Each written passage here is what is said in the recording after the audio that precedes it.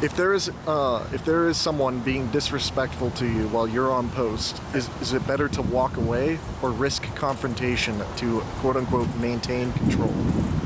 I think that the company and industry answer is to always walk away, right? That there's never a situation or a circumstance where you should plant your feet solidly in the ground and stand your ground. But I'm going to disagree. And I think that it's important to also make the distinction that when we're talking about circumstances like this, it doesn't necessarily have to equate to you working in a patrol capacity as a private security guard, right? You could ask this question: if you're in a relationship, is there ever a time where you should stand your ground and defend yourself? You could say, if you're in the general public and you're dealing with people and someone disrespects you at a grocery store, should you walk away or should you stand your ground and defend yourself or your position?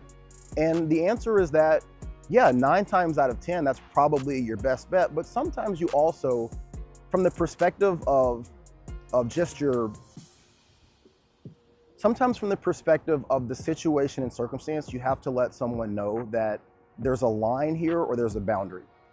Working in Portland downtown, and I think that this is probably one of the biggest things that people don't give credit to. I work downtown in Portland in a very dangerous environment, whether it's Old Town or it's in Gresham, wherever it is. And 99.9% of the time, I'm working by myself. I don't have any real backup in the area.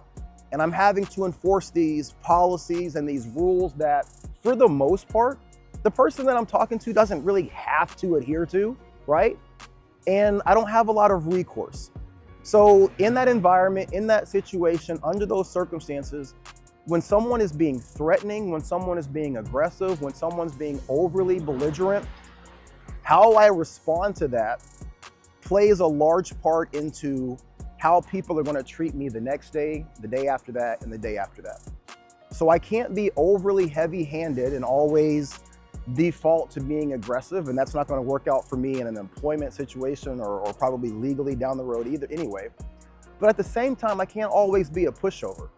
I can't always be that guy who's de-escalating. I can't always be that guy who's taking the outreach approach first when someone is threatening to shoot me or stab me or hurt me or harm me or kill me. Sometimes I have to take a position of standing my ground and let this person know that that's not okay. And if they choose to continue moving past this boundary, there's going to be a different result.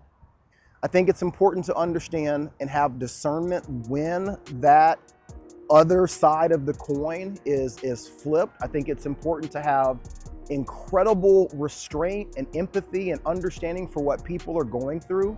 However, you can't operate as a private security guard in the environment that we work in the area that we work in, and operate as a pushover or just a doormat for the people that you're interacting with. And there's a skill to it. There's an understanding of where your boundaries are and where your line is and what you can physically, what you can do emotionally, how you can interact with these people. And it's not easy. It's not easy at all. But just as much as we tell you guys that you have to de-escalate, just as much as we tell you guys that you have to back away and disengage from situations, you also cannot operate in this environment consistently being a pushover and consistently being a doormat for a lot of the people that you're going to interact with, because that can make you a victim and that can make you a target as well. So there's a balancing act there. You don't never necessarily want to be overly aggressive. You don't want to always be the person that's allowing yourself to be a pushover or a doormat. But I do say that taking this advice or taking this understanding with a high level of caution, because I'm not telling you that you should be ready to fight or ready to engage someone with an aggressive nature.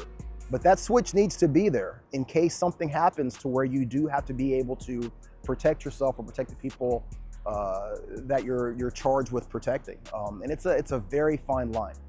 I want to know what you guys think, though. This is a very dicey conversation, a very dicey subject. But I think it's one that oftentimes we don't really talk about. We constantly preach about de-escalation. We constantly preach about disengagement. We don't really talk about how much that can make you a target on the street in some of these more dangerous environments. So drop your comments below. Let me know what you guys think. I want to hear from you.